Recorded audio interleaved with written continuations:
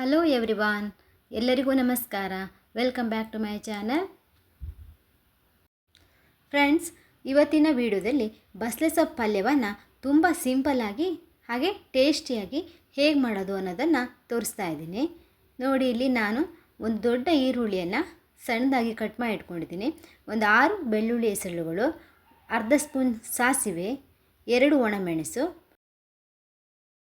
1 ಕಪ್ಪು ಕಾಯಿ ತುರಿ, 2 table spoon ಖಾರದ ಪುಡಿ, ಒಗ್ಗರಣೆಗೆ ಎಣ್ಣೆ 4 ಟೇಬಲ್ ಸ್ಪೂನ್ ಎಣ್ಣೆಯನ್ನು ಹಾಕಿದ್ದೀನಿ. ಹಾಗೆ ಎಣ್ಣೆ ಕಾದ ನಂತರ ಸಾಸಿವೆಯನ್ನು ಹಾಕಿದ್ದೀನಿ. ಸಾಸಿವೆ ಚೆನ್ನಾಗಿ ಸಿಡಿದ ನಂತರ ಜಜ್ಜಿರ್ತಕ್ಕಂಥ ಬೆಳ್ಳುಳ್ಳಿಯನ್ನು ಹಾಕಿದ್ದೀನಿ. ಹಾಗೆ ಒಣಮೆಣಸು ಹಾಕಿ ಫ್ರೈ ಮಾಡಬೇಕು. ಈಗ ಈರುಳ್ಳಿಯನ್ನು ಹಾಕಿ 2 ನಿಮಿಷ ಚೆನ್ನಾಗಿ ಫ್ರೈ ಮಾಡಬೇಕು. ಈರುಳ್ಳಿ ಫ್ರೈ ಆಗಿದೆ. ಈಗ ನಾನು ಇದಕ್ಕೆ 1/4 ಟೇಬಲ್ ಸ್ಪೂನ್ ಅರಿಶಿಣ ಪುಡಿಯನ್ನು ಹಾಕ್ಕೊಂಡಿದ್ದೀನಿ. ಇದು ಚೆನ್ನಾಗಿ ಫ್ರೈ ಆಗಿದೆ. ಈಗ ಇದಕ್ಕೆ ನಾನು ತೊಳೆದಿಟ್ಕೊಂಡಿರ್ತಕ್ಕಂಥ ಬಸಳೆ ಸೊಪ್ಪನ್ನು ಹಾಕಿದ್ದೀನಿ.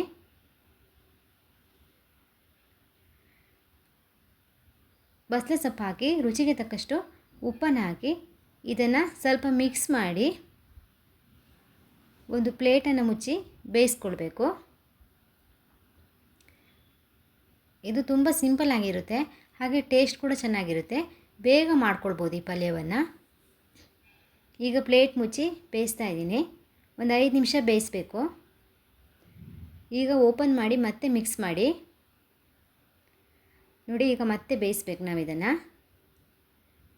ಈಗ ಮತ್ತೆ ನಾನು ಪ್ಲೇಟ್ ಮುಚ್ಚಿ ಮತ್ತೆ 5 ನಿಮಿಷ ಬೇಯಿಸ್ಕೊಳ್ತೀನಿ. ಈಗ 5 ನಿಮಿಷ ಆಗಿದೆ ನೋಡಿ, ಚೆನ್ನಾಗಿ ಬೆಂದಿದೆ ಬಸಳೆ ಸೊಪ್ಪೆಲ್ಲ. ಈಗ ಇದಕ್ಕೆ ಖಾರದ ಪುಡಿಯನ್ನು ಹಾಕ್ತಾಯಿದ್ದೀನಿ.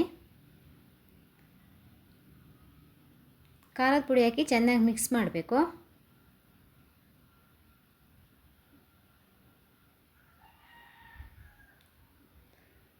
ಈಗ ಎಲ್ಲ ಚೆನ್ನಾಗಿ ಮಿಕ್ಸ್ ಆಗಿದೆ. ಈಗ ನಾನು ಇದಕ್ಕೆ ಕಾಯಿ ತುರಿಯನ್ನು ಹಾಕ್ತಾಯಿದ್ದೀನಿ.